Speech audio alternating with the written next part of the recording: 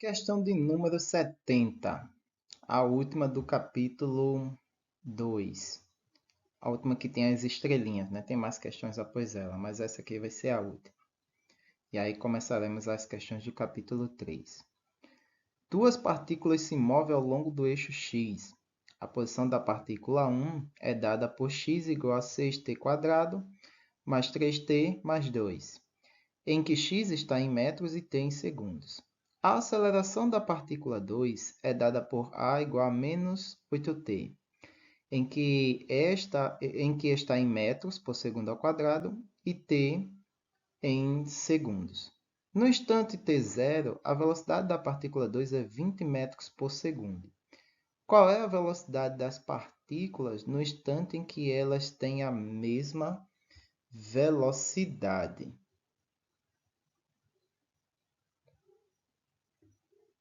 Então, vamos lá. Então, nós temos o seguinte. Nós temos a partícula 1, que a gente vai escrever aqui em branco, e a partícula 2, que vamos descrever aqui em amarelo. Então, o que nós temos de dados para descrever o movimento dessas duas partículas? A partícula 1, nós temos a função horária do deslocamento, né, dada aí pela cor branca.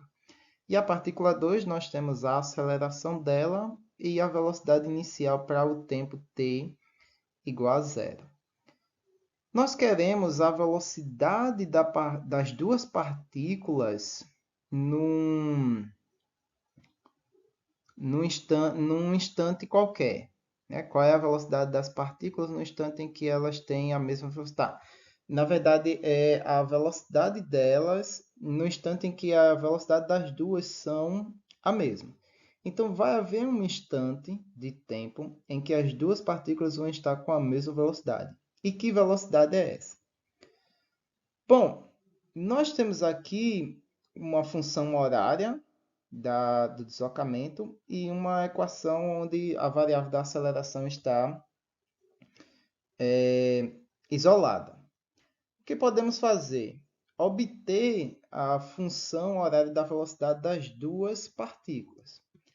Para a partícula 1, como a gente tem a função horária da posição, se derivarmos essa função em t, nós vamos ter justamente a velocidade. Então, a derivada do deslocamento em função do tempo vai nos dar justamente a velocidade dessa partícula, a função da velocidade dessa partícula.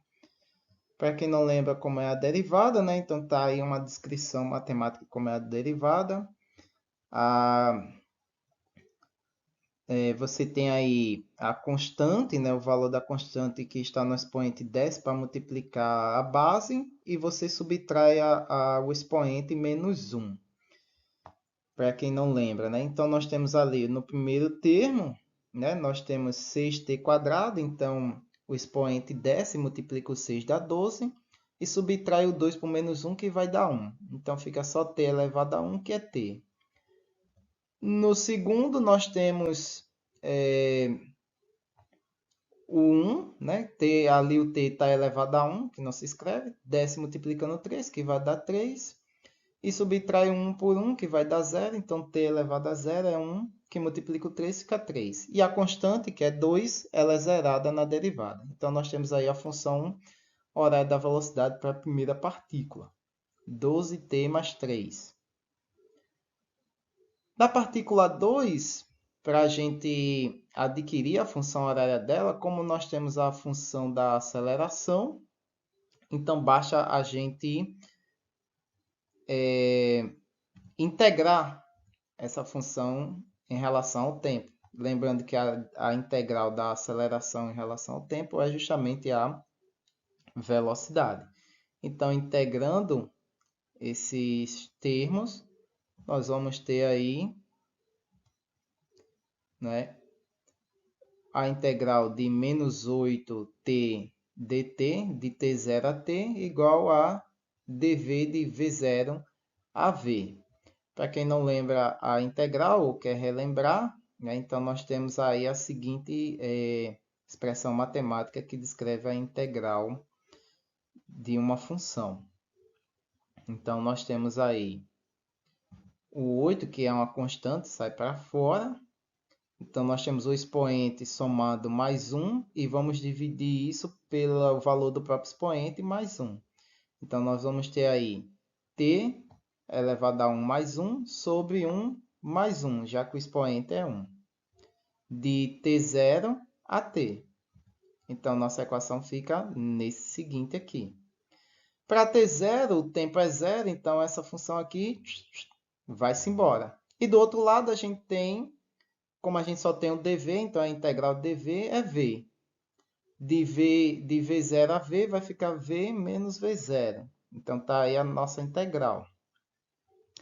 Multiplicando menos 8 por cada termo, né? Na verdade, só pelo primeiro termo, porque o segundo vai ser 0. Então, a gente vai ter aqui menos 4t² igual a v0 ou a v menos v0. Eita, cometi um erro. É substituir, perdão.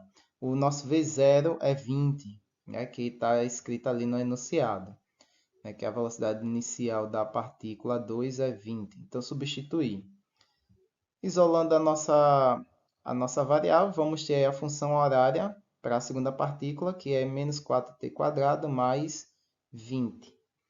Como a gente quer a velocidade do objeto no instante em que a velocidade dos dois são iguais, então esse v da função horária da primeira partícula que a gente descobriu tem que ser o mesmo da partícula 2. Então, igualando essas duas equações, né, 12t mais 3 igual a menos 4t² mais 20, a gente vai chegar nessa equação do segundo grau, onde vamos ter duas raízes e uma delas é o instante de tempo em que a velocidade dessas duas partículas vai ser a mesma. Então, aplicando delta e Bhaskara, né, para a gente resolver esse t. Então, nós vamos aí aplicar delta e Bhaskara, onde nós temos os valores de A, de B e de C. Substituindo isso em delta, nós vamos ter o valor de B ao quadrado, menos 4 que multiplica A e que multiplica C, né? Que multiplica C, a ordem não vai alterar. Resolvendo tudo isso aí, vamos ter um valor de delta de 416. Aplicando agora a Bhaskara, né? Nós vamos ter menos B, mais ou menos raiz de delta, sobre 2 vezes o A.